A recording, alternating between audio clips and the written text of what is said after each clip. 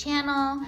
I want to show you today how to take a tattoo sleeve like this one right here, and apply it onto your tumbler in a very easy way. I have learned some tips and some tricks, so I'm going to show you how to do that right now. It's been painted white. It has glow-in-the-dark paint in it and one coat of epoxy with a little bit of ultrafine glitter in it. You don't want to put too much glitter because it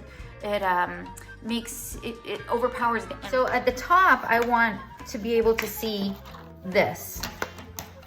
So I'm gonna cut this image just at the top of the little, I don't know, circle, whatever it is. I'm gonna save this to fill in areas later that don't have any tattoo on it. I'm gonna come around the bottom, and I know I want the top of Oogie Boogie's hand, so I'm gonna cut that. So this is gonna be on one side, and then this is gonna be on the other side. Okay, so with these, you have to take off the plastic off the front. And once you stick it on to wherever you're sticking it, you cannot lift it. So let's go over here and I'm gonna show you how I did this. Don't forget to peel the plastic off of your tattoo before you stick it on, because if you forget and you go like this and you're getting it wet, it's gonna transfer onto your plastic and you will have ruined your tattoo. I am sorry to say. I know this from experience. And I'm gonna flip it over and I'm gonna line the top up with the top of with the top edge of, this is a mason jar tumbler that I'm making. So I'm gonna line it up to the top. Once you press this, you cannot remove it. So there's a groove, so I'm gonna just kind of put my finger in there in the groove. I'm gonna make one stripe down the middle. Don't try and press it to the jar all the way around yet. You wanna get the paper wet and then mold it to the shape of the jar. And I'm gonna show you, just keep watching, keep watching.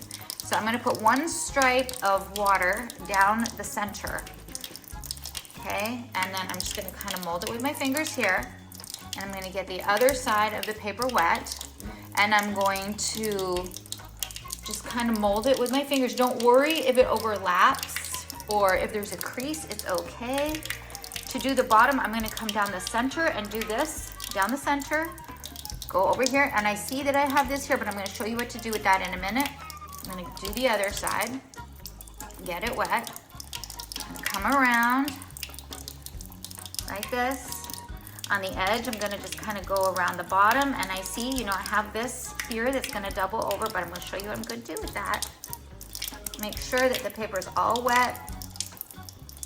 Don't worry, like I said, if the paper's folding, because it's a tattoo paper, and it looks, you can't really even tell.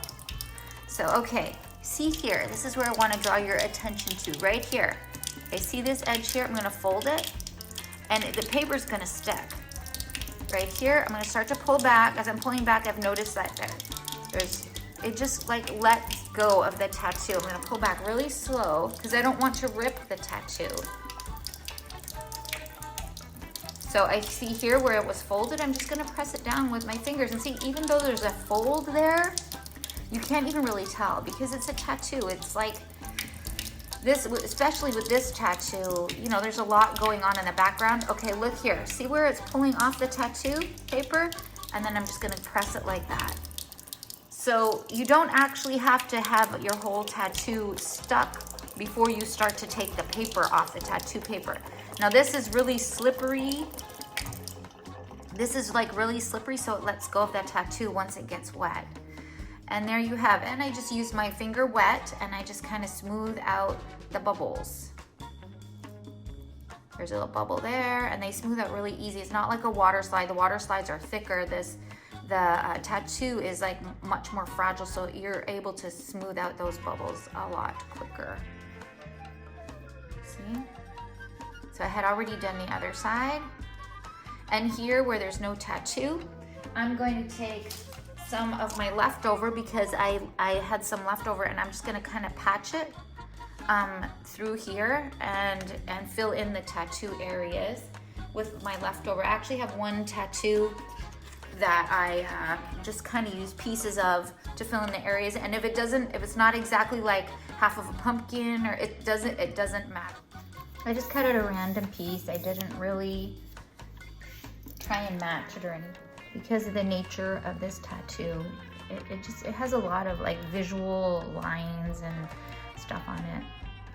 So there you go.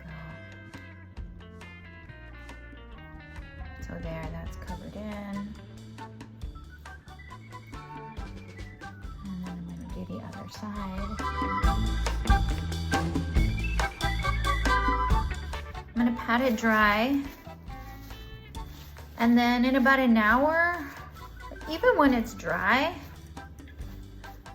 before you put the epoxy on it, you wanna go over it. And if you can see any bubbles, you just wanna like press on them and they will stick to your cup. And if they don't, you could actually just poke a hole and have it stick to your cup. But most of the time, just pressing on it will have it stick to your cup. Okay, so the only thing left to do for this is let it dry.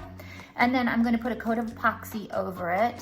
And if there's bumps or jaggedy edges, I will sand them down.